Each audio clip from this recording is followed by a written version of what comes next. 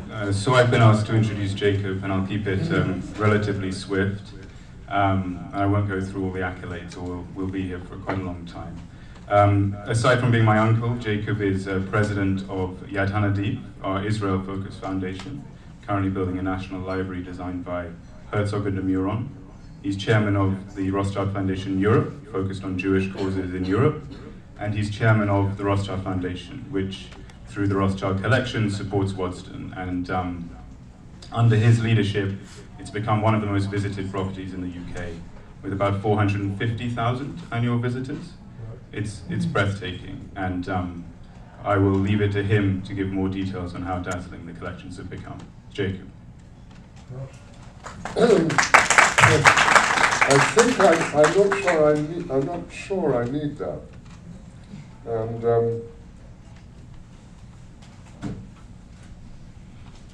well, look, first of all, thank you for coming very much. A lot of old and friendly faces, young and friendly faces. And thanks, James, and thanks, Chairman. It was really nice of you. Well, I'm going to talk a little bit about Waddesdon. It's just over an hour from London, on the way to Oxford. And it was created in 6 years by Baron Ferdinand.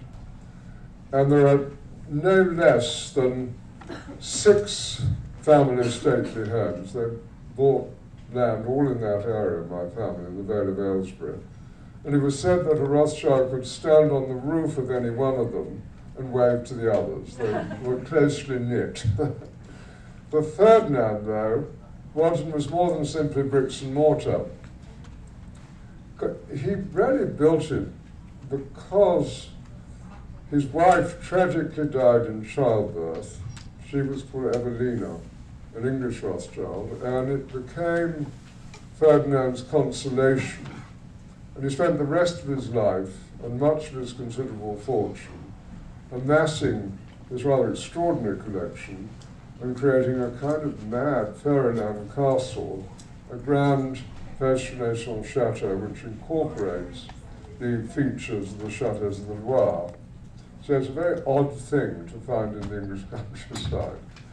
It's got, I think it's fair to say, extensive and I think immaculately maintained gardens.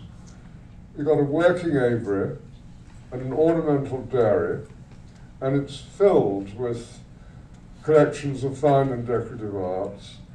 I was asked by Jacob Fish how many there were, and I asked, and they said 27,000, which I can't really believe. A lot of that must be coins, I think.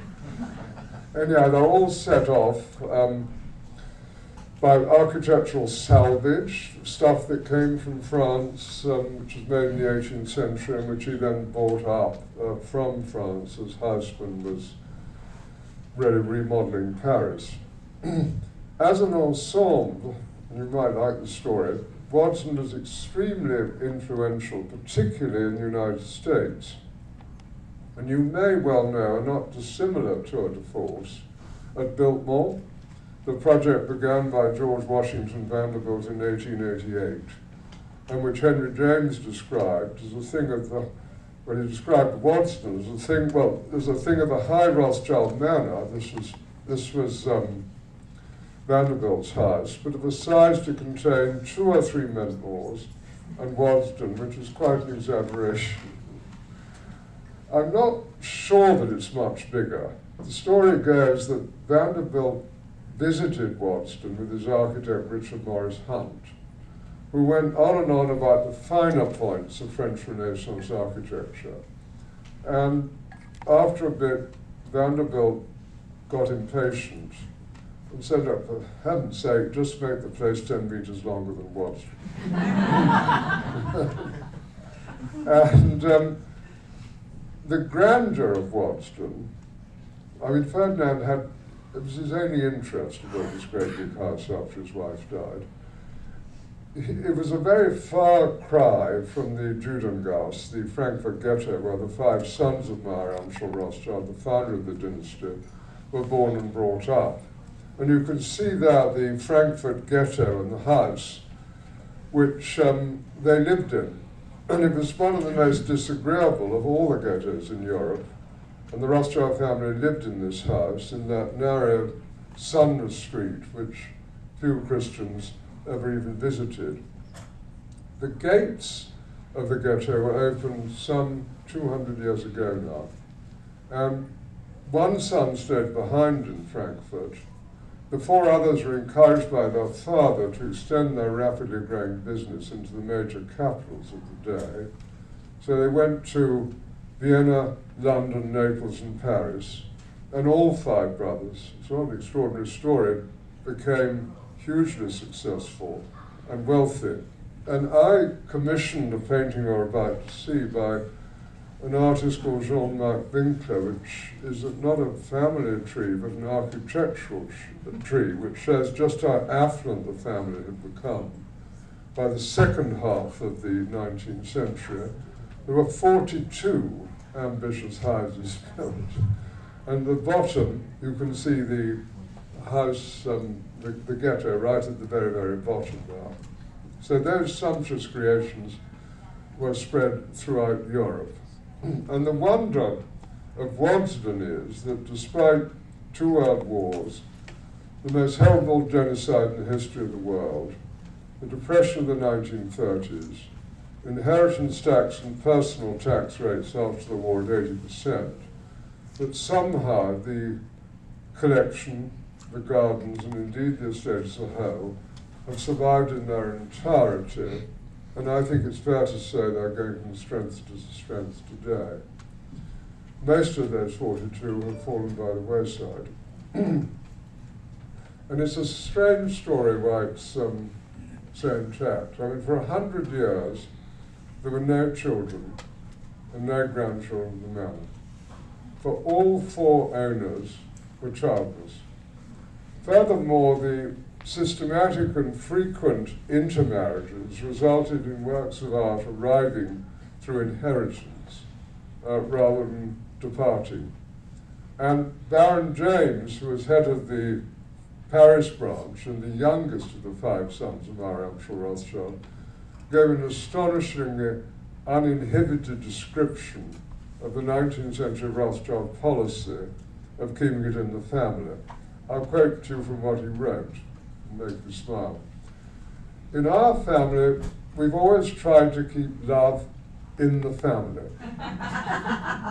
In this sense, it was more or less understood since childhood that children would never think of marrying outside the family, so that our fortune would never leave it. You couldn't write that today. Anyhow, the change from being a private house to a public institution, the mixed marriage between the National Trust and my family, I think it's fair to say has been a successful and happy one, and I believe unique of its kind. And last year we had 450,000 visitors. The foundation, our foundation, provides the financial support and lends a pretty large number of works of art to the property. And then we started building new buildings, and we've got 2 contemporary buildings on the estate. One is Windmill Hill, which you can see there, which houses our archive. And it has a collection, a growing collection of contemporary art, both inside and outside. More recently, we built this house, faced in flint, and apparently emerging from the depths of the earth. And we were very pleased and honored when it won the RIBA prize for the House of the Year in 2015. And we now, it's a happy ending for this bit of the story, we now have a joint fellowship scheme with the Getty Museum in Los Angeles, with a visiting scholar spending some months at the Flint House and some months in Los Angeles. And many of you may know this in the audience, but it's quite interesting that last week our fellow this year was a guy called Tom Campbell, who many of you in this room will know, who was the director of the Metropolitan Museum, and left in somewhat unhappy circumstances. He's now been appointed as the director of the San Francisco Museum. Now I want to tell you something about the members of our family who, through Waddesdon, have been particularly involved with Israel and the Jewish community. Jimmy Rothschild, who really inherited the property out of the blue. He'd come He was the son of Baron Edmond Rothschild, who'd established settlements in Palestine to give a new life to persecuted Russian Jews. He, out of the blue, inherited Waddesdon from Ferdinand's sister Alice. He left Paris for England after the Dreyfus case, and his wife, Dolly, helped Chaim Weizmann in his stupendous efforts to establish the State of Israel by connecting him into the establishment of Great Britain. When she was only 19, Weizmann wrote to her 33 letters during the course of the year. He didn't know anybody. He was a fairly impoverished chemist in Manchester, and she had contacts and introduced him to people like Lord Crewe and Lord Rosebery. And I think it's fair to say that the Balfour Declaration might not have happened without her and her husband's support. Jimmy Rothschild, throughout his life, was a passionate supporter of the Jewish community. And when conditions for Jews in Austria and Germany became intolerable in the 1930s, some of you may know this, the British government made provision for 10,000 unaccompanied children to be given refuge, known as the Kindertransport. And Jimmy and Dolly offered to help by providing a home for 30 of those children at Waddesdon. It was literally a last-minute escape. Now, Jimmy and Dolly were also childless, and in effect, those 30 children became theirs. And interestingly, almost all of them had successful careers. One, for example, was a golf professional, and another looked after the estate of a British Earl. On my side of the family, the first Lord Rothschild became the first Jewish peer in 1885, and his successor, Walter, was a deeply eccentric individual with a passion for collecting specimens of natural history, including giant horses. You can see him riding one of them, butterflies, beetles, birds, and fleas. And if you come to the Waddesdon area, you can see his collection at an extraordinary museum at Tring, which was my side of the family's property. It's only about 10 miles from Waddesdon. And surprisingly, very surprisingly really, given his temperament, he was converted to Zionism by my Hungarian grandmother, Rosika, and he fell under Weizmann's spell. And he was seen as the lay leader of the Jewish community, and the Balfour Declaration was therefore addressed to him. Now, my late cousin left me with responsibility for Waddesdon and for our foundation, Yad Hanadi, which James mentioned, which is based in Jerusalem. And today we continue our forebears' work there. Since the building of the Knesset, which Jimmy Rothschild was responsible for and which was dedicated in 1966, the foundation's activities have covered a wider and wider field. For example, the building of the Supreme Court, you can see some of them there, some of the people involved there, the Open University, the Center for Education and Technology, the Israel Institute for Advanced Studies, the Jerusalem Music Center, and the Environmental Health Fund. Now, today, we're deeply involved with the renewal of the National Library of Israel. I even had lunch today with the architects. It's going to be a wonderful building, Herzog de Muren. And I think for the first time, really, in history, and thanks to the internet, Jewish communities throughout the world will be able to be in contact with another. So I think it's going to be a tremendous project. Now, our commitment to Jewish life has continued for 8 generations. And again, James, I want to thank you both for your support this evening and for your support of Waddesdon. Sent us some very good pictures. And also as a trustee of Hanadi. Happy you're here tonight, and thank you for what you've said.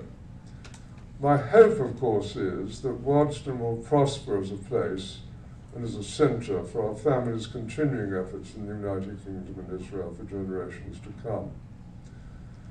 Hopefully, some of you will come to Waddesdon, its collections and its gardens, and a room we're creating which will show the family's role in the Balfour Declaration and our support for Israel. You'll see there models of the Supreme Court building and of the Library building, which is now under construction, as you've seen. At the Windmill Hill building, you can see early documents, photographs and correspondence relating to Baghdad settlements in Pika.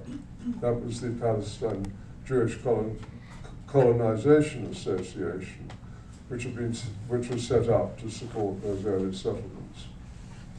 Now look, inevitably, because of time, I've only given you a snapshot, perhaps snapshot's long enough, of our family, the property of Waddesdon, and our relationship with Israel. There's so much more to say, and even more to see. So I hope you might come to Waddesdon, and meanwhile, thanks for coming this evening. This event, I'd like to say, couldn't have happened without the support of Jacob Fish, who has connections with us and with many of the guests here. He's a vital link between the National Library of Israel project and Waddesdon. And then I'd like to thank Sotheby's. 100 years ago, we used to own 25% of Sotheby's. And you still can. Idiotic Sotheby's. Then I'd like to thank Tad Smith, your chairman, Natalie Convoy, and Jennifer Roth for so generously hosting us and welcoming this evening. Thank you very much.